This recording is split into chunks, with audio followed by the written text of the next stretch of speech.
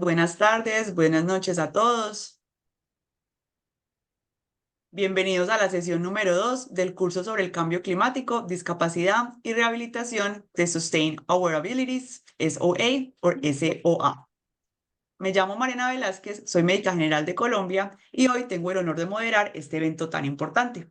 Si tienen alguna pregunta sobre alguna de las presentaciones, por favor, pónganlo en la sesión de Q&A, Questions and Answers, preguntas y respuestas, que está al lado del chat en la barra. En esta segunda sesión exploramos el tema del cambio climático y la discapacidad desde la perspectiva de la terapia. Nos sumergiremos en cómo los eventos climáticos extremos y los cambios ambientales afectan a las personas con discapacidad y cómo la terapia puede desempeñar un papel crucial en la mitigación de estos impactos y en el apoyo a la rehabilitación. La primera presentación del día de hoy está a cargo de la doctora Rachel Dillon. Rachel Dillon es psicóloga y usuaria de silla de ruedas debido a una lesión de médula espinal. Ha utilizado su experiencia profesional y habilidades de gestión de proyectos para marcar una diferencia significativa en la vida de personas con lesiones de médula espinal y usuarios de silla de ruedas. Fundó un grupo de apoyo para casos de desastres y lideró esfuerzos para asegurar el acceso a servicios esenciales después de huracanes como en Puerto Rico, obteniendo reconocimiento del Congreso de los Estados Unidos. También ha abogado por políticas que atiendan las necesidades de la comunidad durante emergencias y desastres naturales. Como psicoterapeuta, aborda trastornos psicológicos causados por desastres y sirve como recurso para otros profesionales en este campo. Siempre fomentando la información entre profesionales, hoy nos presenta el tema trastorno de estrés postraumático causado por desastres atmosféricos. Le doy la Hola, bienvenida a la doctora Gretchen. buenos días, buenos días. Estoy feliz de estar con ustedes hoy. Voy a hablar de un tema que desde la psicología ha sido abarcado por tantos y tantos años y que ahora añade y reconoce que las desastres naturales pueden crear en una persona estrés postraumático. Estoy viendo el chat que hay gente también de Puerto Rico. Yo vengo desde Ponce y veo Portugal, Nicaragua, Ecuador. Así que voy a estar compartiendo con ustedes también y con el chat porque quiero tener un poco de información de quiénes son ustedes. Eh, ¿Cuánto conocimiento tienen de el estrés postraumático? Vamos a poner, siendo uno, no sé nada, y siendo 10, sé bastante. Si nos pueden escribir en el chat, uno siendo nada y 10 siendo bastante. ¿Cuánto sé yo del estrés postraumático? Nos pueden escribir por aquí para yo conocer también la audiencia. Veo 3, veo 3 también, 6, 3. Me gusta que haya muchos 3, eso me gusta mucho. 4, 2, 3 me gusta mucho, porque eso entonces nos pone en una audiencia que quiere saber sobre este. Estoy compartiendo y creo que al compartir no me deja ver el chat.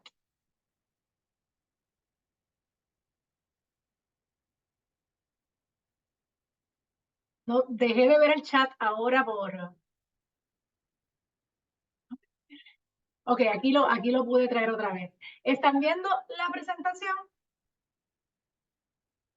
¿Me pueden escribir sí al chat? Ok, perfecto. Sí, Perfecto. Si me ayudas allí también con la moderadora, me ayuda un poco con el chat, le voy a agradecer. Puede entrar en cualquier momento a hablar, porque es que se me fue la pantalla a los participantes. dale, tranquila, yo estoy pendiente. Perfecto. Bueno, pues estrés postraumático causado por desastres naturales. Como el tema nuestro es una cuestión de climate change, de cambio climático, vamos a hablar un poco de la parte psicológica que tendría un cambio o el cambio climático y los desastres. Vamos a hacer una definición. Aquí está. Una definición. El estrés postraumático, por sus siglas en inglés, que es PTSD, a veces nosotros lo conocemos en Puerto Rico más así, es una respuesta natural a eventos traumáticos que amenazan la vida.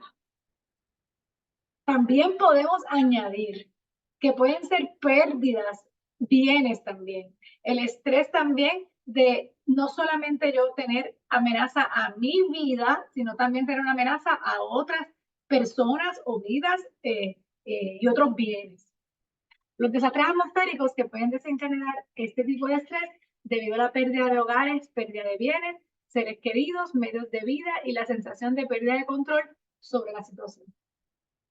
Todo el tiempo en el estrés postraumático repetimos que no podemos controlar la situación. Si alguien tiene un accidente, no pudimos controlar la situación. Si alguien muere, no pudimos controlar la situación. Y esto es algo que tenemos que repetirnos a las personas que tenemos cerca, que hayan pasado este tipo de estrés postraumático, repetir todo el tiempo que puedan, no estuvo en el control de la persona. Eso también, aunque ayuda, también desesperanza un poco el saber que si viene un desastre natural, nosotros no lo vamos a poder controlar. Y creo que hay en la semana que viene tenemos otra charla donde vamos a estar hablando sobre qué hacer en momentos de terremotos o huracanes, pero sí tenemos que recordar que no hay forma de prevenir un terremoto. Sí podemos trabajar con las estructuras, pero cuando venga un terremoto, pues no tenemos forma de trabajar con eso. Esas características. ¿Alguien puede escribirnos algunas características que pudieran tener el estrés postraumático? Yo he mencionado aquí unas 6 que vamos a ver ahora, pero si en el chat nos pueden hablar un poquito de la situación de las características. Alguien que pueda compartir qué creen ellos. Muy bien, veo ansiedad, ataques de pánico, irritación. Oye, esta gente sabe bastante, eso que son de un 3.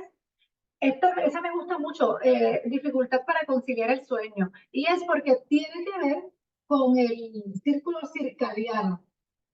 No vamos a añadir ahí, pero el círculo circadiano es el balance que hace nuestro cuerpo con el sueño. Veo desesperación, veo falta de apetito o ganas de comer mucho por la ansiedad. Vamos a ver la primera aquí, yendo a las características del estrés postraumático. Recuerdos intrusivos, pensamientos, imágenes o recuerdos perturbadores del evento traumático que aparecen de forma repentina y sin control. Esa es la forma de uno poder saber lo que es intrusivo. No tengo el control. Ese pensamiento viene todo el tiempo sin yo pedirlo. Se me repite sin yo pedirlo.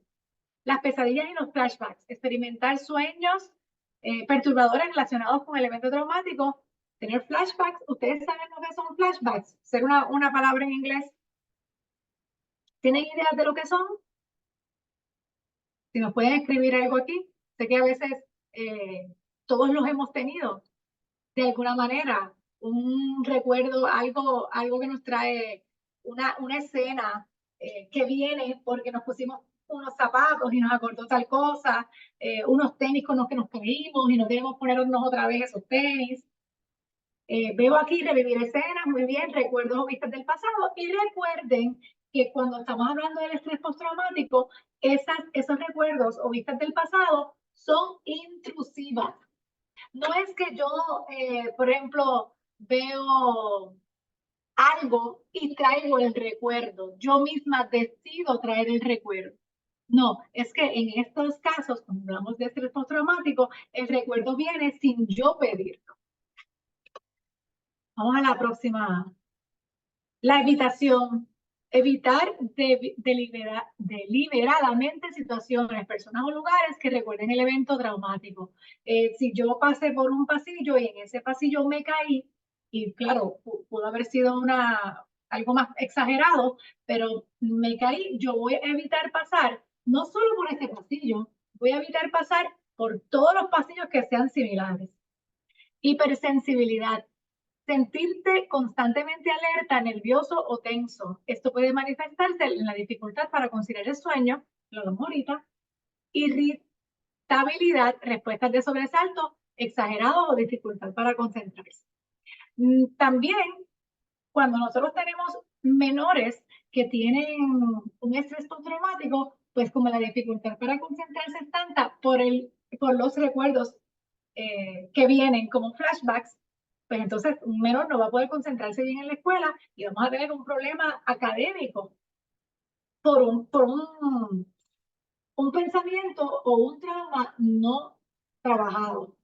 Veo también en algunas definiciones, unas definiciones muy interesantes es que vi que el estrés postraumático es la retardación de no tener éxito manejando una situación traumática. Unas personas tardan más que otras en resolver situaciones traumáticas y se vuelve un estrés postraumático cuando se retarda, cuando dura más. Todos podemos pasar por una situación de duelo, todos podemos pasar por una situación de estrés.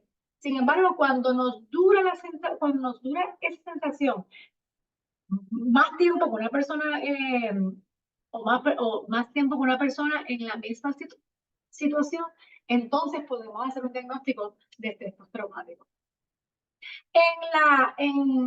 Hoy en la charla tenemos también alguien que sea parte de la salud mental en las personas que están con nosotros. Me gustaría conocer también si hay alguien que pueda aportar de parte desde la salud mental o desde otra esquina de la salud. Nos pueden escribir al chat que vamos a estar pendientes a sus comentarios. Los problemas de relaciones interpersonales.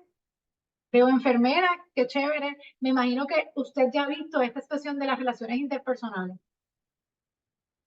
Dificultad para mantener relaciones saludables o cercanas debido a la habitación. En las parejas lo vemos bastante. Cuando hay una persona con estrés postraumático y la otra persona es su pareja, pues ahí vamos a ver un problema de relación interpersonal. Igual si hablamos de niños, vamos a ver problemas de relaciones interpersonales con otros pares. Debido a esto, a la desconexión emocional. Vamos a la otra diapositiva. Síntomas físicos. Aquí posiblemente los que son enfermeras lo pueden ver más. Esto de experimentar síntomas físicos como dolores de cabeza, problemas gastrointestinales, palpitaciones cardíacas, tensión muscular, problemas de sueño, que pueden ser una manifestación del estrés postraumático. Y aquí podemos añadir muchos más.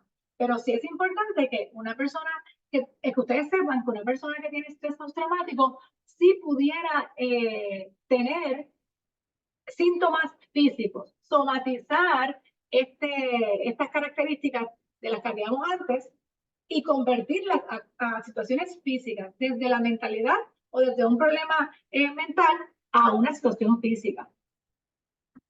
Pensamientos y creencias negativas, y aquí pues ya yo le dejé estas 8, que son sentimientos de culpa, vergüenza, autoinculpación, relacionadas con el evento traumático, así como creencias negativas sobre uno mismo, los demás o el mundo en general.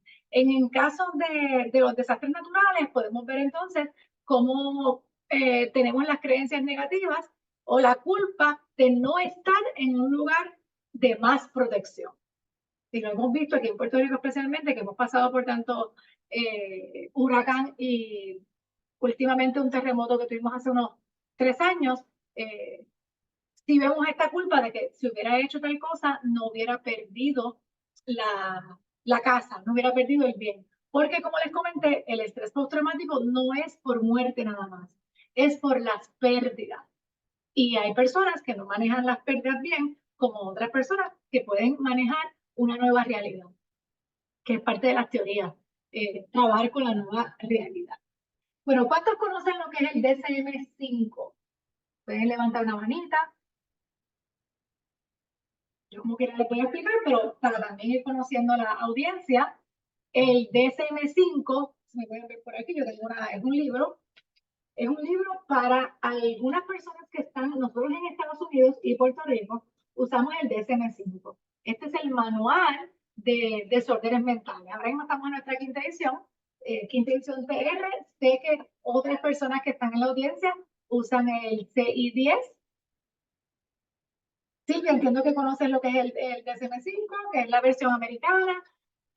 Y como quiera, el DSM-10 también abarca los desórdenes mentales. Y la definición es muy similar. En el caso, yo voy a hablar del DSM-5, ¿cómo podemos diagnosticarlo? Bueno, lo primero es que tenemos que ver esos criterios que vimos, que son los 8, por más de un mes. Todos corridos. Claro, no deben ser todos, pero bastante, esto nos dice el DSM-5, pero en una cadena que tú los puedas escribir en un papel y ver que en efecto sí están pasando. Ahora, también el evento traumático tiene que haber pasado por 6 meses ya. A los que nos están preguntando sobre el criterio, no se preocupen, que nosotros podemos enviar esta presentación a las personas que están eh, inscritas. Pueden hacer sus apuntes, pero si no les da el tiempo, no se preocupen que podemos enviar esta presentación.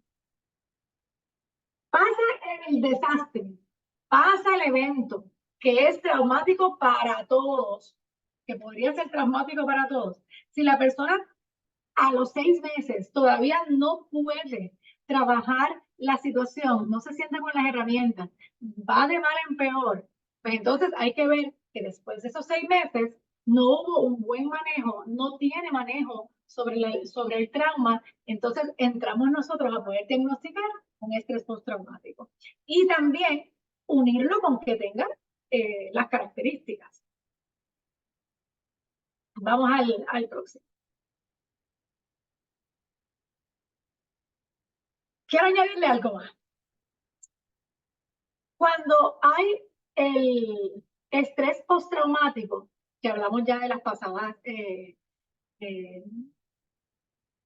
características, en el DSM-5-TR tenemos un nuevo diagnóstico que se llama el duelo prolongado.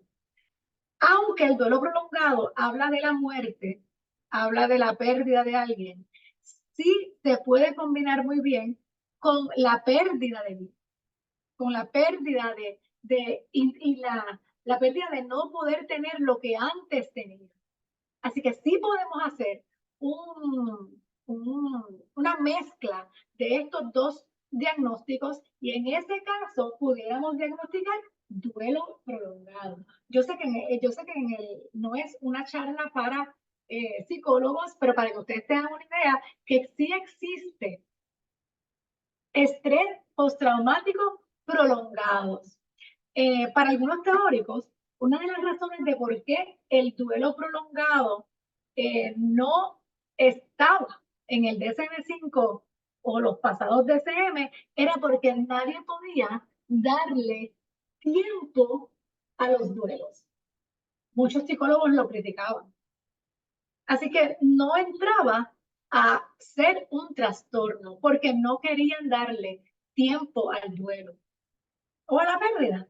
Pero sí, el DSM-5-TR lo trae como un trastorno y tiene todas las características de un estrés postraumático, pero en este caso, ya después de un año. Cuando una persona tiene, después de un año, unas situaciones de muchas características de estrés postraumático y de duelo, pues se puede diagnosticar. El duelo prolongado también se diagnostica en niños. Después de un tiempo prolongado sobre la pérdida de de un familiar, de una mascota, cuando se ven situaciones de estrés postraumático después de un dolor prolongado, ahí entonces se trabaja ese diagnóstico. Y pues podemos entonces escoger si vamos a estar trabajando ansiedad, si vamos a estar trabajando depresión, a base del duelo o a base del estrés postraumático. Bueno, una de las cosas más fácil que podemos ver por qué la persona no puede salir de un duelo o de un estrés postraumático es que no acepta la realidad de la situación, en este caso de la pérdida, pero no aceptar la realidad. Vi ahorita en el chat que teníamos un asalto, pues no aceptar la realidad de que en efecto este asalto sucedió, pero que pasó, eso ya pasó, pues produce lo que sería un estrés postraumático prolongado. Nos quedamos pensando en esta situación de cómo poder resolverla. No hay que resolverla. Hay que cerrar ese círculo o ese ciclo más bien como parte de nuestra biografía y entonces seguir, y esto es un trabajo de día a día. El duelo prolongado si trabaja todo lo que tiene el diagnóstico de estrés postraumático y añade pues que es más tiempo. Déjeme pasarla. Bueno, otra vez, no es un taller para psicólogos, pero sí puedo hablarles de las terapias más reconocidas para el estrés postraumático. Y si ustedes quieren buscar de alguna en internet, hay bastante información de estas tres que yo les traigo. La terapia cognitiva es la más vieja, de las más conocidas. Es una terapia que ayuda a cambiar la forma de pensar. No va a suceder otra vez. No se va a repetir. Y no es porque no se vaya a repetir, es que tenemos que hacer una aceptación de un evento que es parte de nuestra biografía. Y es la repetición de las definiciones. ¿Qué significa miedo? ¿Qué significa ansiedad? ¿Qué significa desesperanza? Es tomar todas esas emociones relacionadas al evento y definirlas. Cuando se definen, podemos entonces cambiar esos patrones cognitivos que son parte o parte de las terapias que trabajamos para hablar todo lo que podamos hablar sobre ese tema que pueda redefinir y hacer cambios de esas emociones. ¿Qué significa miedo al futuro? ¿Qué significa miedo al futuro antes de este evento? ¿Y qué significa ahora? ¿Cómo yo puedo cambiar mis definiciones? En ese caso, la persona escribe todas esas definiciones y empezamos a trabajar con cómo podemos cambiarla para que esta persona tenga más control de sus pensamientos. Déjame pasar la otra. La terapia de exposición. Y el que no es psicólogo aquí no tiene que hacer nada de eso, pero sí es bueno que tengan la información. Yendo al ejemplo de si tuve una situación en un pasillo,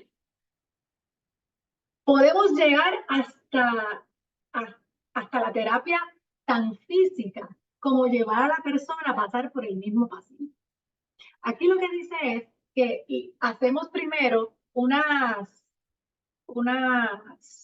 terapias habladas, donde le decimos a la persona, vamos a vernos en ese lugar, vamos a trabajar cómo sería pasar por ese lugar. Si la persona tiene una persona de confianza, pudiera ir entonces a ayudarnos a nosotros los psicólogos a trabajar una terapia de exposición. Porque no solamente estamos nosotros los psicoterapeutas, sino que también hay otra persona que está acompañando a este paciente a que pueda salir o pueda entender que eso es un proceso, eso fue un trauma que no va a volver a pasar. La persona iría caminando por el pasillo y lo vamos trabajando. ¿Qué sientes? ¿Cómo se ve? ¿Cómo se puede trabajar? Ahora hay unas gafas, ustedes han visto, que son de realidad virtual. Pudiéramos llevar a la persona hasta en las gafas a una situación similar o hasta la misma o hasta el mismo lugar, si es que ya la tecnología nos lo permite. Claro, para todas estas cosas hay que tener bastante academia, y experiencia para poder trabajar. Yo no trabajaría ninguna terapia para el estrés postraumático que sea en línea, porque las personas pueden caer en una situación de estrés y en una situación de recuerdo tan y tan grande que no permitiría al terapeuta traerlo a la realidad. Si alguna persona está pasando por un trastorno de estrés postraumático, pues yo les recomiendo que sea una terapia presencial. Esta terapia que les voy a hablar ahora es la terapia más moderna, la desensibilización y reprocesamiento del movimiento ocular. ¿Alguien ha escuchado esta terapia? Con un sí, con un no estamos. Pues no la vamos a poder explicar aquí, ¿verdad? Porque es una terapia que tiene mucha explicación. Pero le voy a decir por encima lo que es. El terapeuta hace unos movimientos, trabaja los movimientos oculares de la persona, los ojos. Y entonces, con una serie de movimientos que pueden ser tapping, ayuda a que hacer nuevas experiencias encima de las experiencias que ya la persona tiene que son traumáticas. Igual tiene que tener, ese terapeuta tiene que estar certificado para trabajar reprocesamiento del movimiento ocular, pero sí está aprobada por la Asociación de Psicología Americana como una de las terapias más efectivas y modernas donde ha trabajado con efectos positivos lo que es el estrés postraumático. Bueno, ustedes no son psicólogos. ¿Qué pueden hacer? ¿Qué pudieran hacer para acompañar a una persona? ¿Qué pudieran decir? Como ustedes saben, el estrés postraumático tiene dos vertientes para trabajarla, la psicológica y la psiquiátrica.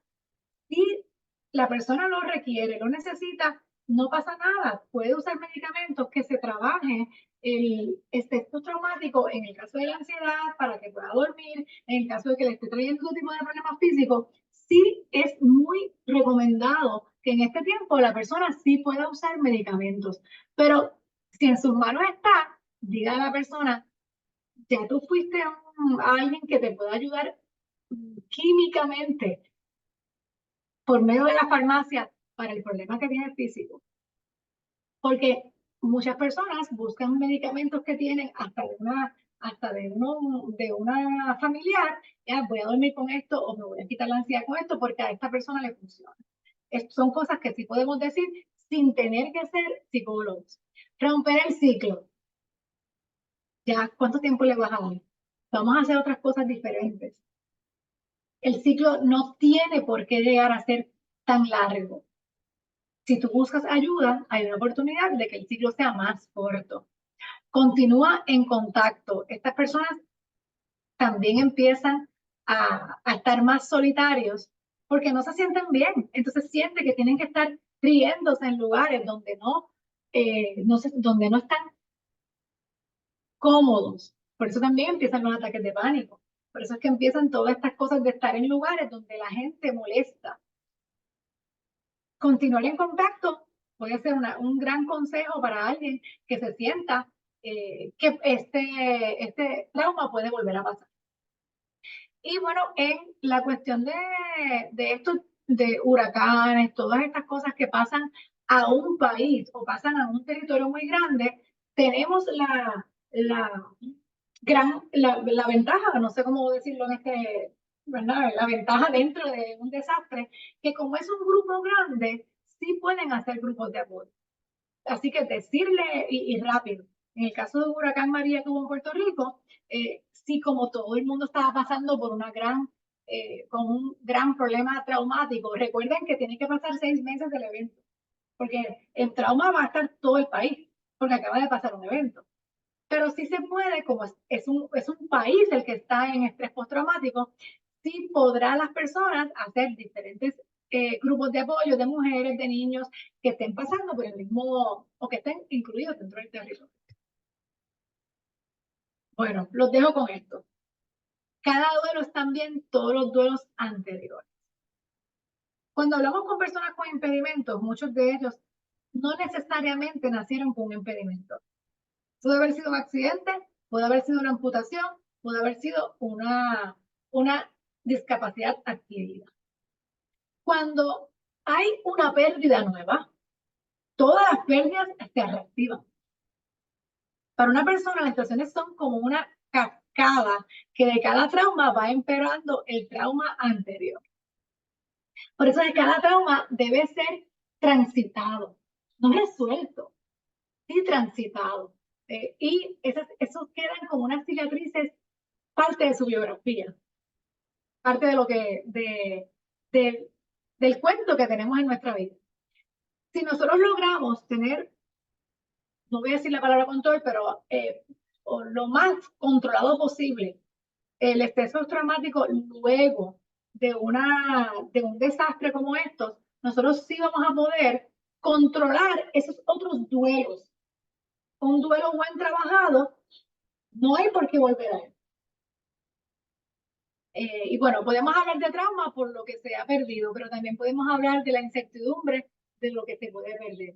Eso también es parte del duelo. Así que si alguien que tiene alguna pregunta, no se preocupen por la presentación, se va a enviar nuevamente a todos los que están inscritos. Si tienen un comentario, esta ha sido mi presentación por hoy. Y recuerden, esto es importante, cada duelo es también todos los duelos anteriores. Si ustedes están también pasando por alguna situación de pérdida, trabájelo ahora, porque de seguro ese duelo que está pasando ahora le está acordando otra situación. Cuando las tenemos todas controladas o transitadas, vamos a poder trabajar con algún duelo futuro. Muchas gracias, doctora Gretchen. Muy interesante la presentación.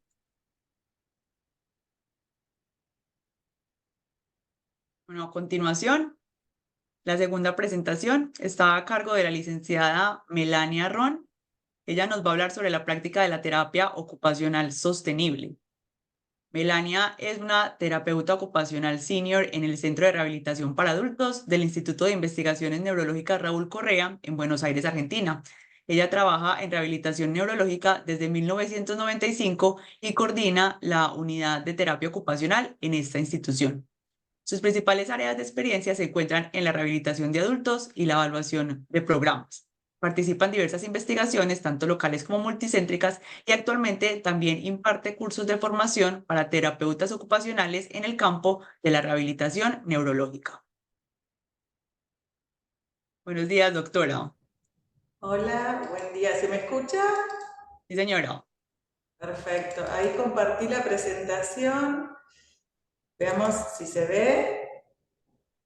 Muy bien la presentación, perfecto. Bárbaro, estamos todos. Entonces, bueno, desde ya muchísimas gracias por la convocatoria, el tema más que interesante, necesario de abordar, así que súper feliz de estar compartiendo este espacio. Un poco en la presentación voy a abordar un poco lo que es el contexto, la revisión sobre recomendaciones y acciones. Si bien hay cuestiones que voy a enfocar y hablar desde la terapia ocupacional, eso atraviesa la disciplina, ¿no?, que yo desarrollo, creo que muchas de estas cuestiones también uno puede trasladar a las diferentes especialidades y profesiones. Como contexto, bueno, nosotros estamos pensando, ¿no?, para ponernos un poco en lo global, y seguramente en otras presentaciones fueron charlando, ya en el 2003 la Organización Mundial de la Salud reconoce el cambio climático, no puede separarse de la salud y el bienestar humano. Si pensamos en rehabilitación, ¿no?, uno de los modelos más utilizados, tanto en la rehabilitación como desempeño ocupacional, es el modelo que habla sobre la interacción de la persona, la tarea y el ambiente. El ambiente, a través de la evolución de la humanidad, va cambiando en los contextos, ¿no? O sea, hoy se valora, se trabaja y se toma lo que es el contexto virtual, que es en el que hoy estamos participando. Y también desde un tiempo a esta parte, cuando hablamos de ambiente, se pone en juego todo lo que tiene que ver con el contexto ambiental, ¿no? Que si este contexto se vuelve insalubre debido a la actividad humana, la salud humana se ve afectada negativamente y viceversa, ¿no? Y de esta forma surge el pensamiento, ¿no?, de la atención sanitaria sostenible, ¿no? Que esto es un poco pensar en la actualidad, en el presente y en lo que le dejamos a las generaciones futuras. Si hablamos de contexto, mi realidad es desde Argentina. Ahora voy a hablar un poco sobre lo que es la realidad en este país. Los terapeutas ocupacionales tenemos la oportunidad de abogar. Abogar para mí es una terminología súper linda para hablar de cambio climático, ¿no? Porque creo que esto es mucho de lo que hacemos. Tenemos la oportunidad de abogar en prácticas y políticas para atención médica sostenible y también, como está reportado en bibliografía, la atención de la salud es el segundo mayor contribuyente en los vertederos después de la industria alimentaria, con lo cual me parece relevante hablarlo y abogar por esto. Un poco para pensar en la presentación, ¿no? Nos preguntamos qué está haciendo mi gobierno en relación a lo que respecta al cambio climático, ¿sí? Bien, qué legislaciones existen que respalden mi contribución a la sostenibilidad y qué puedo hacer yo específicamente como practicante de terapia ocupacional para promover, ¿sí?, en mí y en otras personas prácticas sostenibles.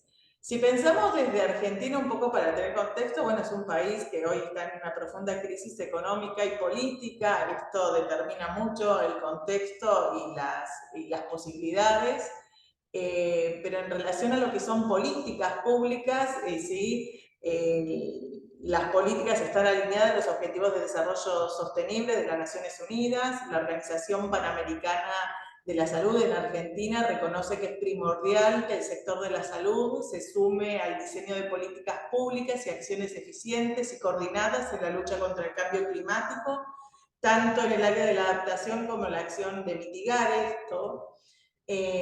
Si pensamos específicamente en leyes, hay mesas de trabajo donde están autoridades del Ministerio de Salud, Ambiente, Ciencia y Tecnología, ¿no? Y están articulando políticas públicas de forma conjunta. Esto es relevante. La gran dificultad de esto es que hay prioridades, ¿sí?, o necesidades que siempre postergan un poco estas temáticas, pero el objetivo de esta charla también es concientizar y pensar que es responsabilidad de cada uno poner estas temáticas en la práctica cotidiana. Y ahora un poco vamos a ver a partir de este documento, que es una declaración que propone la Federación Mundial de Terapistas Ocupacional. Es una declaración sobre la importancia de la sostenibilidad, ¿sí?, para la práctica, la educación y la investigación en terapia ocupacional. Se centra un poco la terapia, pensando, ¿no?, si la terapia ocupacional contribuye a la salud global de la sociedad y de los individuos. También como esto de la salud global se va modificando y va cambiando, nuestra atención, ¿sí?, como terapeutas, también debe centrarse en la sostenibilidad, tanto ambiental, social y económica. El concepto y los abordajes de la profesión, a veces yo vengo del ámbito de la neurorehabilitación, a veces queda en un modelo muy biomédico, hoy la terapia ocupacional está montando un modelo más social, y bueno, esto ya en el 2018 la Federación Mundial saca este documento, como algunos, es un documento bastante largo, pero algunos de los principios que desprende es que el profesional debe tener su práctica atravesada a un lente de la sostenibilidad. Eso es importantísimo, es a la hora de pensar en hacer actividades con los pacientes, proyectos, el poder reutilizar, reciclar, ¿no? Es como todos estos conceptos que estén en la cabeza, ¿no?, del terapista. También se refiere, ¿no?, a proyectos de preparación y respuesta ante desastres, ¿no?, a apoyar prestaciones de servicios y prácticas para satisfacer las necesidades ambientales inmediatas de los clientes o pacientes a través de prácticas y estilos de vida ambientales sostenibles. Fomentar, ¿no?, que la sociedad y las personas persigan objetivos ocupacionales, personales que aborden el cambio climático, y reconoce muy importante, esto me parece súper relevante, esencial poner este tema tanto en la educación como en la investigación. yo hablo un poco rápido, estoy tratando de ir como despacio, igualmente respetando mis tiempos, pero si tienen preguntas, todo entiendo que por el sitio de preguntas, encantado de responder.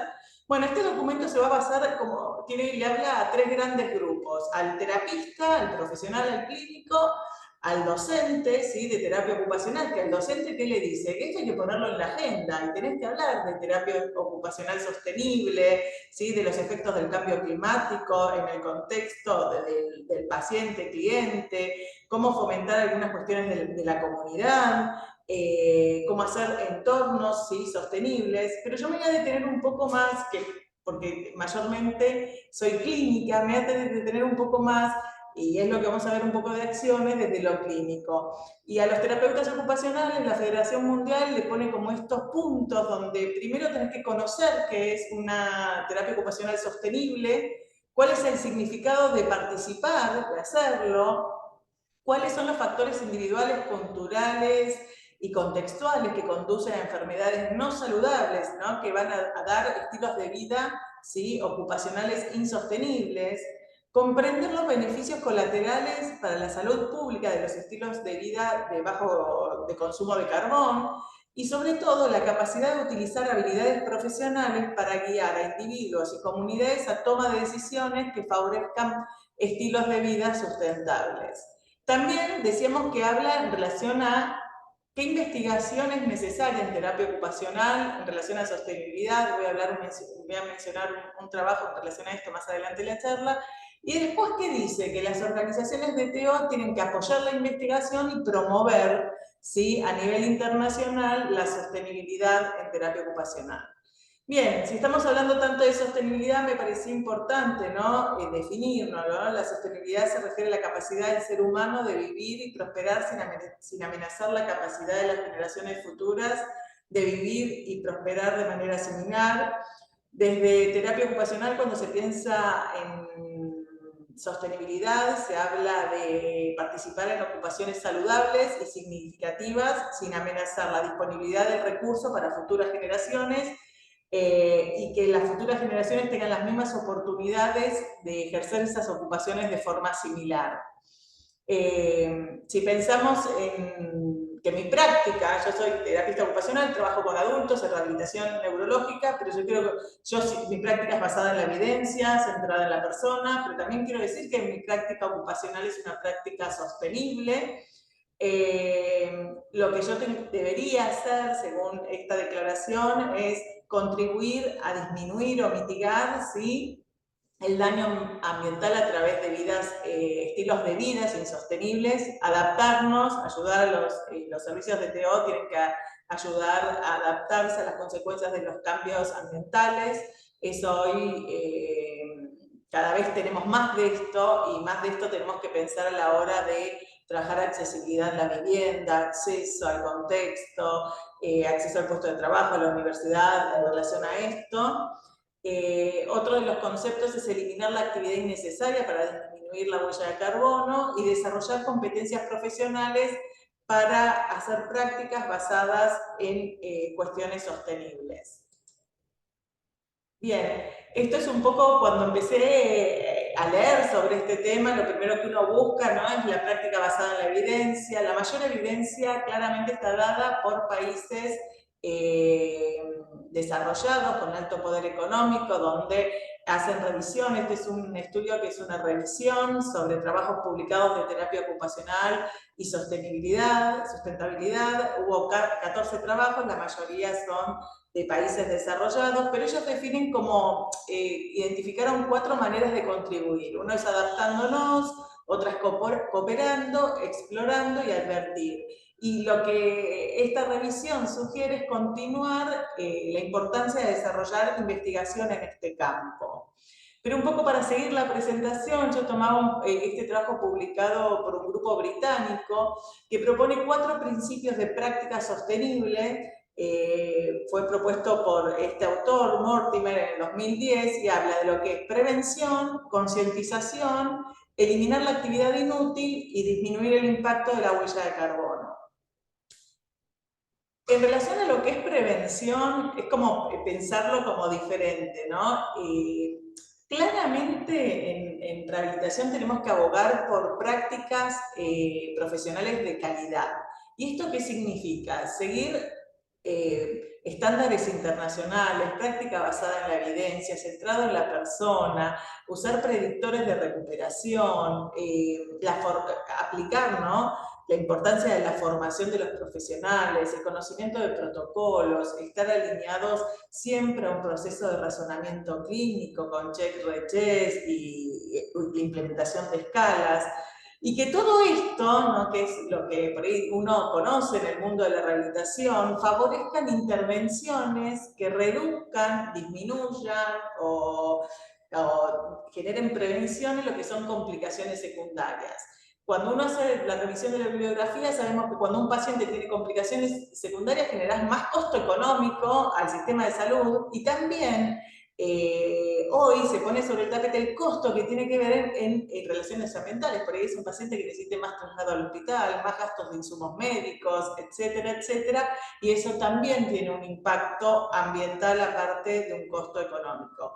De la misma forma que vamos a trabajar con estos protocolos, estándares, razonamiento clínico, práctica basada en la evidencia, todas las intervenciones en rehabilitación van a apuntar fuertemente a la autonomía.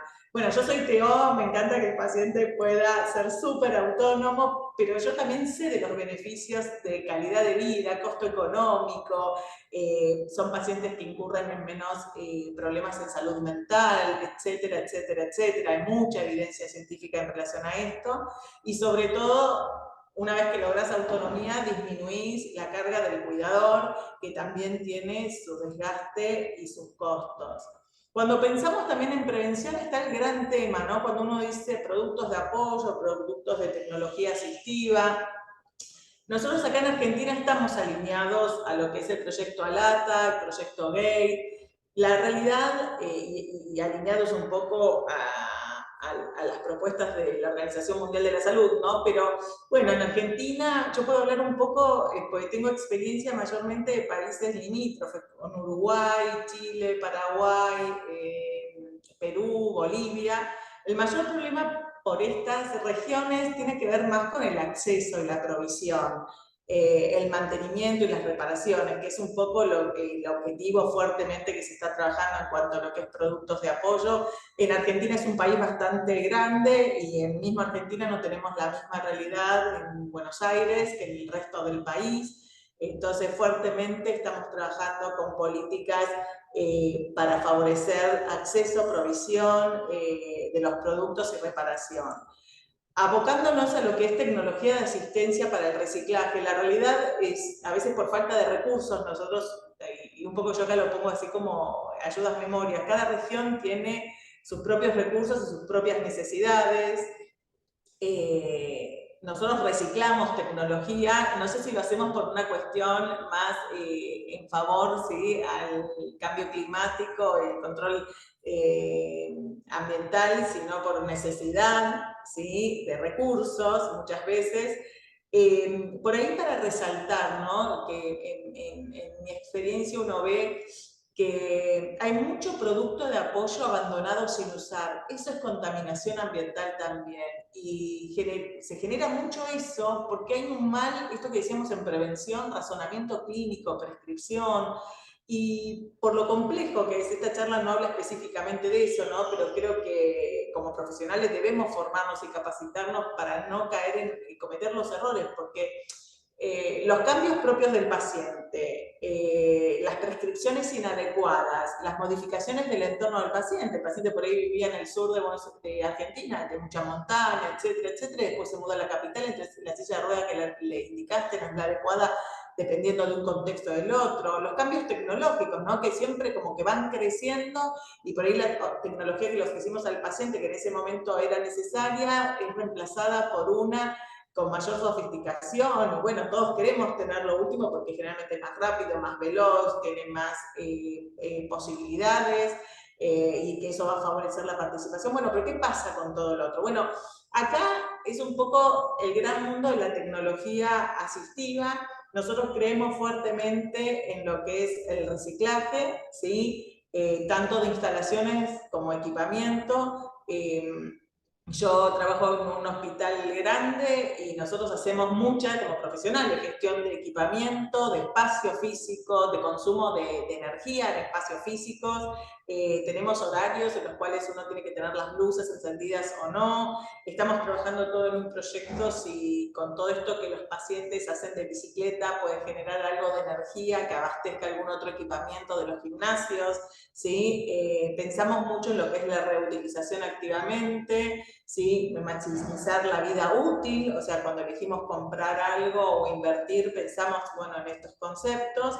Trabajamos mucho en la donación, si hay equipos que no están para el hospital, nosotros trabajamos en donarlos. En esto, bueno, yo acá puse algunas cuestiones y esto tiene que ver, bueno, con cada país y lugar. Nosotros tenemos la Fundación Uno por Uno, que es donde nosotros proveemos y asesoramos a pacientes para donar equipamiento. Generalmente las soluciones para todo lo que es el reciclaje es pensar en que el paciente se quede con algo de backup. A veces son audífonos que te quedas con backup porque te dieron uno nuevo, pero bueno, podés donar el anterior que tenías, que probablemente sea otra versión. Las donaciones pueden ser a nivel local o a nivel internacional. Hay páginas a nivel internacional que también ayudan a conectar, ¿no? Hoy con la globalización esto ayuda muchísimo. Fomentamos también la venta de forma privada. Nosotros hoy estamos trabajando en materia esto de economizar un poco, ¿no? Y a su vez no dejar equipamiento sin usar. Estamos trabajando con las aseguradoras, bueno, acá en Argentina son obras sociales, donde tienen un stock propio de equipamiento y le proveen al paciente. Nosotros hemos ido a los depósitos que ellos tienen, vemos la calidad, clasificamos los tipos de equipamiento y tratamos de recircular. Un rol muy importante tienen las fundaciones o asociaciones específicas de enfermedades. En Argentina, todo lo que es la Fundación de Esclerosis Lateral Amiotrófica está haciendo un trabajo muy fuerte en la posibilidad de poder prestar equipamiento de tecnología, más que nada todos dispositivos de control ocular, algún tipo de silla reclinable más compleja y costosa, para poder pasar de un paciente al otro. Bueno, creo que en esas acciones se viene creciendo y creo que hay que crecer más. El otro gran punto, ¿sí?, para trabajar es desde terapia ocupacional es fomentar, ¿sí?, estilos de vida sostenibles. Creo en los proyectos comunitarios, creo que debemos crecer más en Latinoamérica y en Argentina, ¿sí?, en rehabilitación comunitaria, ¿sí? Pensar, bueno, en enfoques holísticos, disminuir la movilización de los pacientes. Hoy sabemos que el costo de movilizar una persona con discapacidad de un sector al otro tiene un costo muy alto en la salud pública y un impacto muy grande también en el medio ambiente. Favorecer proyectos que tengan que ver con estilos de vida saludables. Nosotros utilizamos mucho, bueno, este hospital tiene mucho verde, así que utilizamos mucho huerta. Esto es un proyecto, creo que es de Inglaterra. Bueno, nosotros creemos que es importante promover actividades sustentables a través de intervenciones de terapia ocupacional dirigidas a ayudar a personas a desarrollar estilos de vida más saludables. Nosotros hacemos proyectos sustentables y proyectos comunitarios junto con la comunidad que está acá en el hospital y tratamos de fomentar en los pacientes este tipo de actividad. ¿Cómo podemos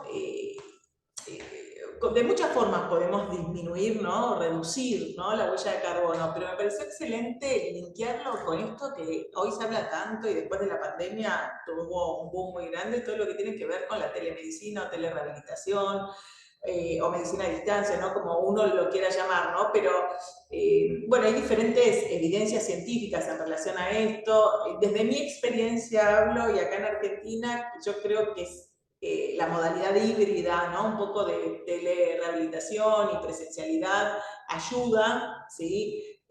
Ayuda muchísimo. Nosotros estamos ofreciendo estos servicios y estos servicios hace a la accesibilidad de la rehabilitación y también ayuda a disminuir la huella de carbono porque uno tiene que trasladarse menos. Bueno, esto que decía, rehabilitación basada en la comunidad, cercana al hogar, pero creo que bueno, esto es un punto que en los programas de rehabilitación hoy uno tiene que poner, ¿no?, que es la telemedicina.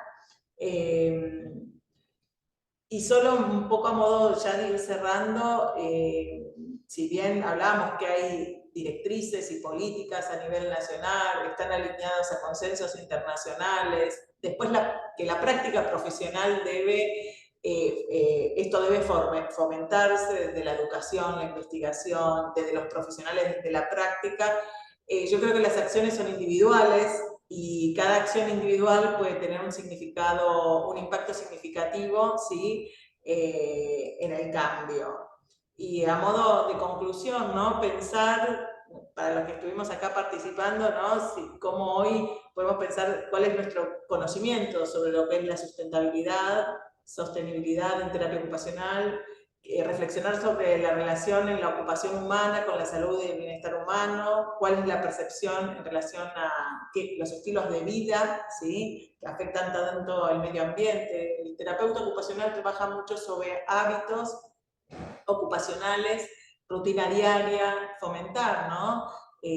Hábitos que protejan el medio ambiente, es hacer una terapia ocupacional sostenible.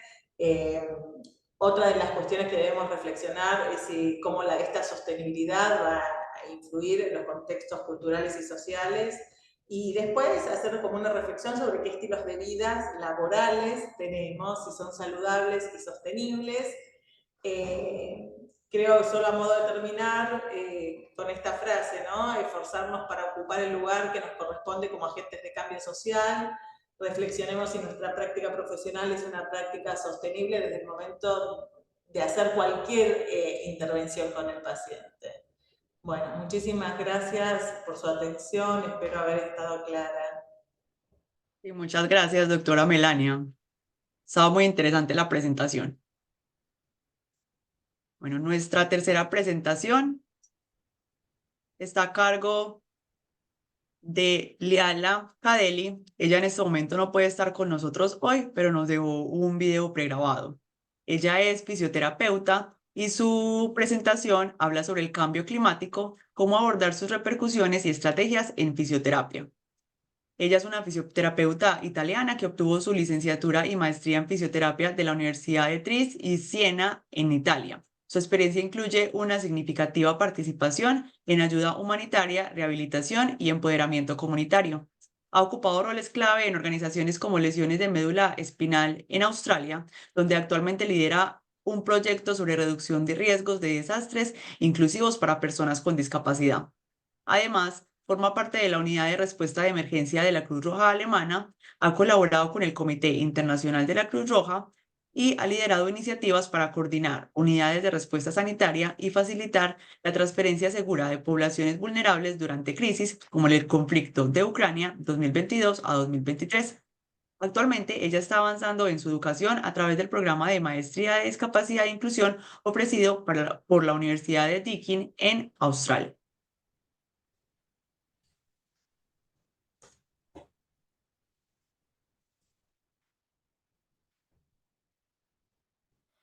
Buenas tardes a todos y bienvenido a la presentación de hoy sobre cómo podemos abordar el cambio climático desde la perspectiva de la fisioterapia. Mi nombre es Liala Cadelli y soy una fisioterapeuta italiana. Empecé mi carrera en el 2006 y una de las áreas profesionales que más me interesan es la atención de pacientes en contexto de crisis humanitarias y de alta complejidad. En colaboración con organizaciones como la Cruz Roja Alemana, el Comité Internacional de la Cruz Roja y otras, he tenido el privilegio de participar en la creación de varios proyectos a nivel internacional, soportando personas con discapacidad y prestando apoyo en situaciones de emergencia, como el conflicto de Ucrania y el terremoto de Haití. Actualmente trabajo con la Spinal Cord Injuries Australia en Sydney, dirigiendo un proyecto para reforzar la preparación ante emergencias en comunidades de riesgo y para la persona con discapacidad, generalmente olvidada. Como bien sabe, el cambio climático es un problema global urgente que alcanza una perspectiva política, económica y social muy importante, que influye en múltiples y diversos aspectos de nuestras vidas, incluida la asistencia sanitaria, y cuyos profundos efectos afectan a los grupos más vulnerables de nuestras sociedades. Entre estos grupos, la persona con discapacidades se enfrenta a retos y consecuencias especialmente significativos.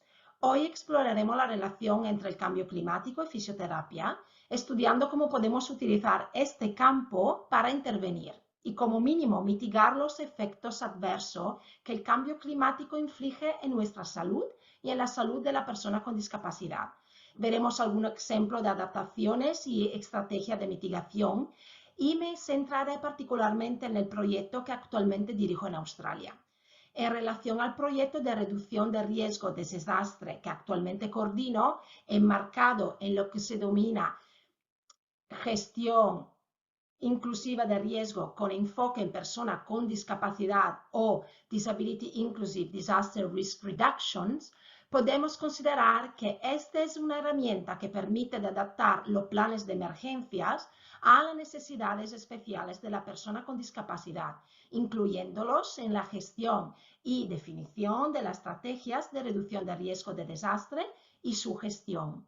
La mayoría de estudios sobre los efectos del cambio climático muestran una relación directa o indirecta entre este y el deterioro de la salud en múltiples formas y grados.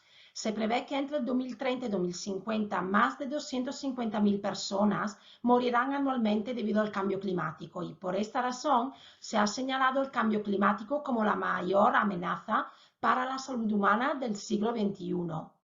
Los países en desarrollo se ven especialmente afectados por el impacto del cambio climático, debido a que son más vulnerables a los efectos dañinos de una amenaza y tienen menor capacidad de reacción. 8 de los 10 países más afectados por el impacto de fenómenos meteorológicos extremos en 2019 se incluyen dentro de la clasificación de países de renta baja o medio baja. La mitad de estos países con menos desarrollo del mundo tienen infraestructuras sanitarias deficientes y por lo tanto serán lo menos capaces de hacer frente a situaciones de desastre, como hemos visto en la pandemia de COVID-19. ¿Cómo afecta el fenómeno del cambio climático a la persona y a su salud? El cambio climático afecta a la salud a través de efectos directos relacionados a los ecosistemas y efectos asociados a los sistemas políticos, económicos y sociales humanos.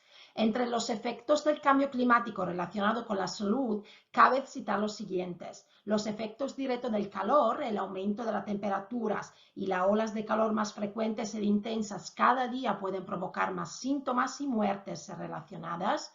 Además, las temperaturas más cálidas pueden provocar efectos específicos como los llamados islas de calor urbana o el mayor alcance e incidencia de enfermedades transmitidas por vectores que empeoran los síntomas de enfermedades cardíacas y pulmonares. Otro es el aumento de las enfermedades transmitidas por el agua. Es probable que las enfermedades transmitidas por el agua sean más frecuentes debido a los cambios que microbios en la tierra y en el mar. Las inundaciones y las filtraciones pueden provocar la diseminación de aguas residuales sin tratar, productos químicos nocivos y agentes patógenos. Y la sequía puede concentrar agentes patógenos en zonas con un suministro limitado de agua. Estos factores facilitan el crecimiento, reproducción, propagación de los principales tipos de microbios, parásitos, elementos, bacterias, virus y toxina nociva. Mala calidad del aire. El cambio climático puede provocar una mala calidad del aire, que está estrechamente relacionada con la consecuencia negativa para la salud. Los niveles de polen aumentan con el calor extremo, los incendios forestales más frecuentes y tensos pueden producir más humo, afectando la calidad del aire. Las personas con asma y otras afecciones pulmonares, diabetes y cardiopatías son las más expuestas a la mala calidad del aire, sobre todo a las partículas finas. Desnutrición y inseguridad alimentaria. Con el aumento de las temperaturas y la variabilidad de las precipitaciones pueden disminuir la producción de alimentos básicos, aumentando la prevalencia de la malnutrición y la desnutrición, que actualmente ya causan más de 3 millones de muertos al año. El aumento de la presión sobre unos recursos escasos desencadena migraciones, desplazamiento y conflictos relacionados con el clima. Otras son los resultados adversos para la salud mental, porque el cambio climático puede afectar a la salud mental, con riesgo de depresión y suicidio. La ansiedad ecológica es otra consecuencia del impacto en nuestra salud mental. Aunque no se considera una enfermedad, al menos de momento, la mayor preocupación por la emergencia climática que estamos viviendo puede provocar trastornos psicológicos. Pero, ¿por qué algunas personas y comunidades son más propensas a experimentar y ser afectadas por la consecuencia del cambio climático que otras? Bueno, la respuesta es la vulnerabilidad al cambio climático. La vulnerabilidad al cambio climático describe el grado en que los sistemas naturales, construidos y humanos, están en riesgo de exposición a los impactos del cambio climático. Las comunidades vulnerables experimentan un mayor riesgo y una sensibilidad mayor al cambio climático. Además, tienes menos capacidad de recursos para hacer frente, adaptarse o recuperarse de los impactos climáticos. Los efectos desproporcionados son causados por factores físicos, construidos y ambientales, sociales, políticos y económicos, que son exacerbados por los impactos climáticos. Estos factores incluyen, pero no se limitan a raza, clase, orientación sexual, identificación, origen nacional e irregularidad de ingresos. Con la internacional se ha sentido limitar el impacto del cambio climático, especialmente en las emisiones de CO2, basándose en los más recientes, ha dedicado su esfuerzo promover políticas de adaptación y mitigación para minimizar los efectos de este fenómeno, cuyas consecuencias ya están en todo el mundo. Ambas estrategias se complementan y aún de diferentes desafíos, al final es lo mismo. Las consecuencias ya están viendo en todo el mundo. Ambas estrategias se complementan entre sí y aunque presenten diferentes desafíos, el objetivo final es lo mismo. La diferencia entre la estrategia de mitigación y la de adaptación al cambio climático son que la mitigación tiene como objetivo abordar las causas y minimizar los posibles impactos del cambio climático. Implica reducir el flujo de gases de efecto invernadero que atrapan el calor en la atmósfera.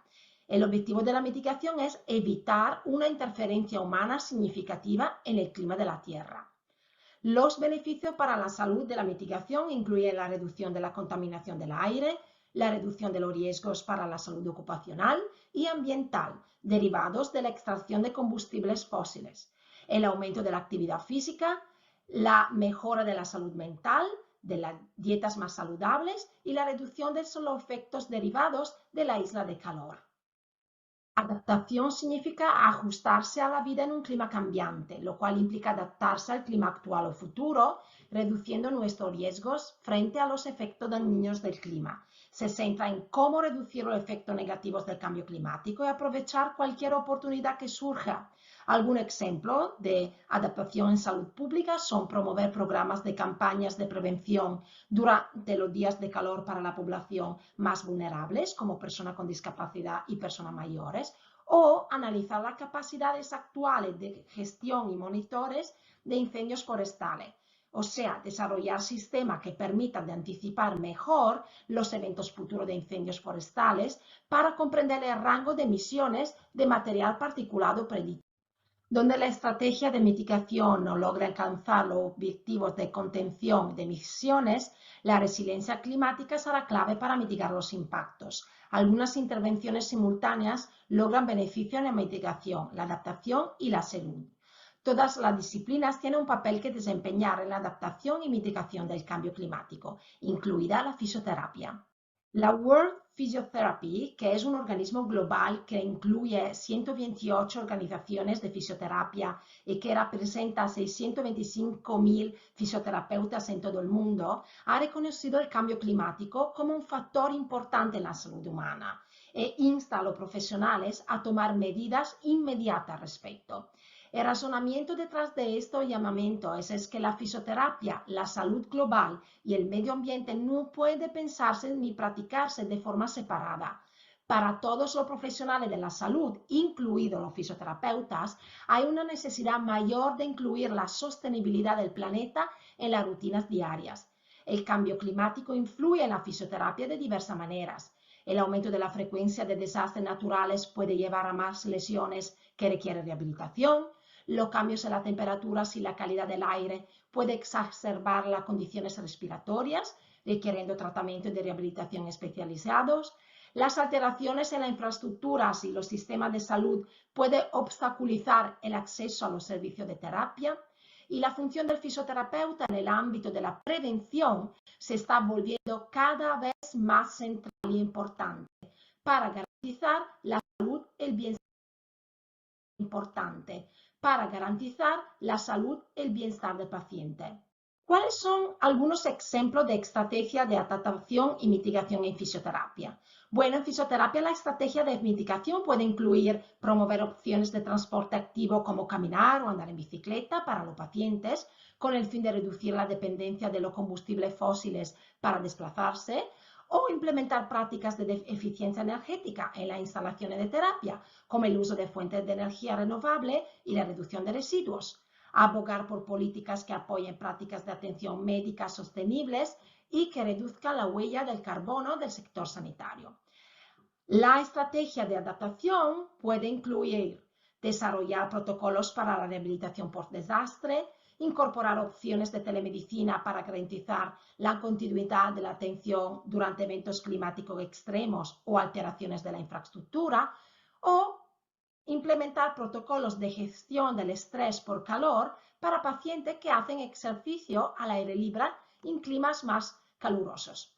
Para explicar mejor lo que acabo de mencionar, os daré un ejemplo de adaptación y mitigación. Tenéis que imaginar que una clínica de fisioterapia, por ejemplo, está ubicada en una región geográfica propensa a olas de calor, por lo cual uno de nuestros objetivos sería desarrollar un programa comunitario de prevención de enfermedades relacionadas con el calor.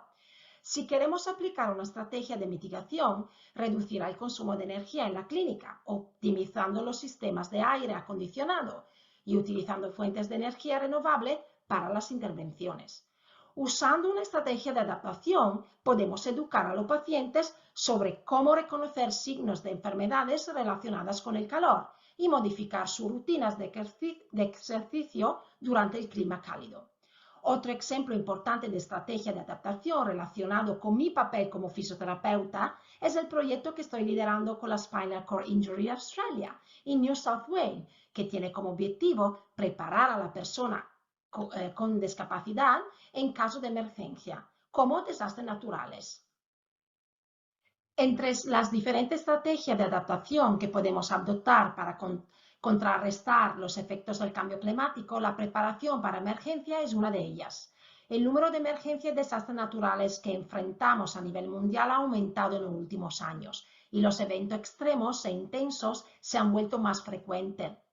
Estos eventos aumentan la vulnerabilidad existentes, especialmente en comunidades de bajo ingreso y países en desarrollo, con recursos e infraestructuras limitadas, y entre grupos específicos como personas con discapacidades y ancianos. Por esta razón, la preparación y la prevención son dos herramientas importantes para prepararse ante una emergencia. La preparación para emergencia abarca una serie de actividades y medidas diseñadas para anticipar, responder y recuperarse de desastres de manera efectiva.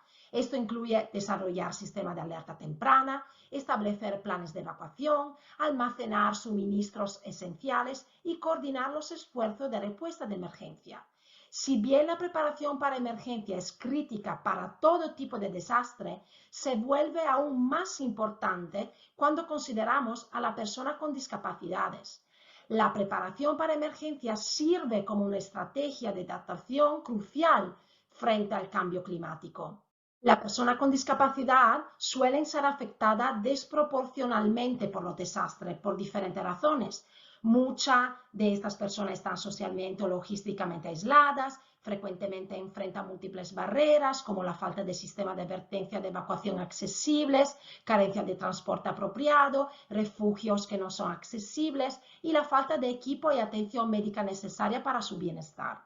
Existe una brecha significativa a varios niveles que debe abordarse para lograr una inclusión significativa de la persona con discapacidad en la respuesta y gestión de emergencias. Las investigaciones muestran que la persona con discapacidad tiene de 2 a 4 veces más probabilidades de morir o resultar heridas en un desastre que la población en general. La Oficina de las Naciones Unidas para la Reducción de Riesgo de Desastre realizó una encuesta global sobre personas con discapacidad y desastre en el 2023, como seguimiento a la encuesta global del 2013, para comprender el progreso en la inclusión de la discapacidad en la reducción de riesgo de desastre. La encuesta tuvo como objetivo identificar si las personas con discapacidad estaban preparadas para posible desastre, si existían sistemas de alerta temprana y de información de riesgo disponibles y accesibles, y si la persona con discapacidad estaba al tanto de los planes a nivel nacional y local, y si la comunidad de personas con discapacidad participaba activamente en la toma de decisiones y de planificación de la reducción del riesgo de desastre. De un total de 6.342 respuestas de 132 países, los resultados muestran un progreso limitado en la inclusión de la persona con discapacidad en los últimos 10 años, sin diferencia significativa entre las regiones. Los principales resultados incluyen que 1.3 mil millones de personas, o 1 de cada 6 personas en todo el mundo, experimenta una discapacidad significativa. Las personas con discapacidad tienen un mayor riesgo de lesiones y pérdida de propiedades. Experimentan grandes dificultades en la evacuación y el alojamiento y requieren servicios de salud y sociales más intensivos durante y después del evento catastrófico. El 84% de las personas con discapacidad informaron no tener un plan de preparación personal para desastre, y una advertencia temprana adecuada permite a ellas de evacuar con menos dificultades. Sin embargo, incluso con suficiente advertencia previa, 1.098 personas aún enfrentarían muchas dificultades para evacuar. El 56% de ellas informaron no estar al tanto o no tener acceso a informaciones de riesgos de desastres en formato accesible en sus comunidades. Y solo el 11% de las personas con discapacidad informaron estar al tanto de los planes de reducción de riesgo de desastre a nivel nacional, el 14% a nivel subnacional. Solo el 8% informaron que los planes locales abordaban las necesidades específicas de la persona con discapacidad. El 16% de ellas informaron de la existencia de roles de liderazgo dedicados a la inclusión de la discapacidad en la estructura de gobierno. Sin embargo, el personal con experiencia en discapacidad a menudo no se asigna a estos roles. A nivel internacional, el Sendai Framework for Disaster Risk Reduction 2015-2030, que fue adoptado por las Naciones Unidas en el 2015, reconoce a la persona con discapacidad como parte interesada contribuyentes, enfatizando la necesidad de inclusión en todas las políticas y prácticas de reducción de riesgo de desastre. Por demasiado tiempo, la persona con discapacidad ha sido excluida y marginada en la participación social, económica y cultural, a causa de varios factores, como la estigmatización, discriminación y barreras físicas, sensoriales, cognitivas y comunicación. A causa de varios factores, como la estigmatización, discriminación y barreras físicas, sensoriales, cognitivas y de comunicación. Para enfrentar estos desafíos de la comunidad de personas con discapacidad, la reducción de riesgo de desastres inclusiva para personas con discapacidad emerge como una estrategia de adaptación crucial, integrando principios de inclusividad y equidad en los esfuerzos de reducción de riesgo de desastre. Una de las características definitorias es asegurar que las personas con discapacidad no se queden atrás en los procesos de preparación, respuesta y recuperación ante desastre. Además, reconoce las diversas necesidades y capacidades de la persona con discapacidad. Al comprender esto, las iniciativas de la reducción de riesgo de desastre pueden adaptar las intervenciones para satisfacer los requisitos únicos de la persona con discapacidad, mejorando así su resiliencia ante los peligros relacionados con el clima, y enfatiza la importancia de la colaboración y la asociación entre sectores y actores implicados. Al involucrar a las comunidades locales, agencias gubernamentales, servicios de emergencia estatales, organizaciones sin fin de lucros y sector educativo académico, las iniciativas pueden aprovechar la experiencia y los recursos colectivos para desarrollar soluciones holísticas y sostenibles, fortaleciendo en última instancia las resiliencias de las comunidades ante desastres inducidos por el cambio climático. En la práctica se abarca una variedad de intervenciones destinadas a reducir la vulnerabilidad de la persona con discapacidad ante desastres relacionados con el clima. Estas pueden incluir el desarrollo de sistemas de alerta temprana accesible, el establecimiento de planes de evacuación inclusivos, la provisión de tecnología de asistencia y servicio de apoyo y la promoción de la gestión de riesgo de desastre basada en la comunidad y que incluya a personas con discapacidad. Al implementar estas medidas, hay un esfuerzo por desarrollar la capacidad adaptativa de las personas con discapacidad y fomentar una sociedad más resiliente. Todos estos conceptos son la base de la herramienta de preparación de emergencia centrada en la persona, o PCEP, Person Centered Emergency Preparedness. El Centro de Investigación y Política sobre Discapacidad de la Universidad de Sydney, bajo la dirección de la profesora Michelle Villeneuve, creó, codiseñó y probó con personas con discapacidades y sus organizaciones representativas una herramienta llamada Preparación para Emergencias centrada en la persona, que es un plan de emergencia personalizado que ayuda a la persona con discapacidad a desarrollar estrategias para abordar estas preocupaciones y guiar a la comunidad y a sus miembros a través de conversaciones para prepararse para emergencias. PCEP permite a la persona con discapacidad autoevaluar su preparación, capacidades y necesidades de apoyo y así desarrollar un plan de emergencia personal sobre cómo gestionar sus necesidades de apoyo en emergencia, actuar junto con su red de apoyo antes, durante y después de un desastre, desarrollar un plan formal de preparación para emergencias adaptado a las capacidades y necesidades individuales para optimizar la autorresiliencia y la resiliencia comunitaria.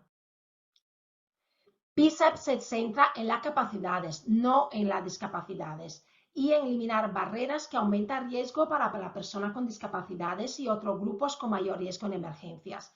PCEP destaca los roles de las contrapartes en la reducción del riesgo de desastre, como la autoridad del gobierno local y los proveedores de servicios de apoyo a personas con discapacidad, los servicios de emergencia estatales y a otros proveedores para formar una asociación colaborativa para abordar la planificación previa a emergencia, la estrategia de respuesta y la recuperación. PCEP es la primera herramienta de preparación para la desastre inclusiva para personas con discapacidad que pueden utilizar para adaptar la planificación de emergencia a sus necesidades de apoyo. Las personas con discapacidad son expertas en sus propias vidas y la planificación de desastre y emergencia debe comenzar con ellas. Como tal, se debe dar una consideración adecuada para comprender la estructura de apoyo en la cual se basa este grupo, incluidas las necesidades de tecnología asistida. La colaboración entre personas con discapacidad, sus cuidadores, trabajadores de apoyo y proveedores de servicios para personas con discapacidades es crucial para garantizar una preparación y respuesta ante emergencia efectiva y eficiente. Y mi papel como fisioterapeuta, con experiencia en contexto de emergencia, es facilitar esta conversación y guiar a la persona con discapacidad en la creación de un plan de emergencia adaptado. La reducción del riesgo de desastres inclusiva para personas con discapacidades representa una estrategia de adaptación vital para mitigar los impactos del cambio climático. Al priorizar la inclusividad, la equidad y la colaboración, hay un esfuerzo por empoderar a la persona con discapacidad y mejorar su resiliencia frente a los desastres relacionados con el clima. Y por eso es esencial que adoptemos enfoques innovadores para garantizar que nadie se quede atrás en nuestra búsqueda colectiva de un futuro más seguro y sostenible. Al invertir en medidas proactivas, sistemas de alerta temprana, accesibles, capacitaciones y gobernanza adaptativas, las comunidades pueden mejorar su resiliencia y minimizar los costos humanos, económicos y ambientales de los desastres relacionados con el clima. Sin embargo, la preparación efectiva requiere un compromiso, colaboración y inversión sostenida a nivel local, nacional y global para construir un futuro más resiliente antes del cambio climático. Al integrar estrategias de adaptación y mitigación en la práctica, los fisioterapeutas pueden contribuir tanto al cuidado individual de los pacientes como a los esfuerzos globales para combatir el cambio climático. Y PCEP es un ejemplo.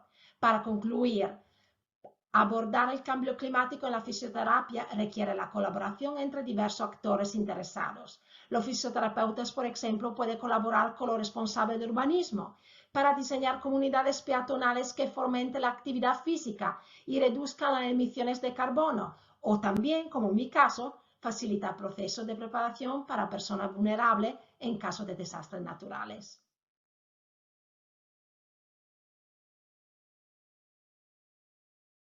Gracias por su atención. En esta última diapositiva incluyo el QR code de mi perfil LinkedIn, donde podéis contactarme para cualquier pregunta, dudas o consideraciones. Muchas gracias a todos y nos vemos en la próxima sección el próximo martes, miércoles.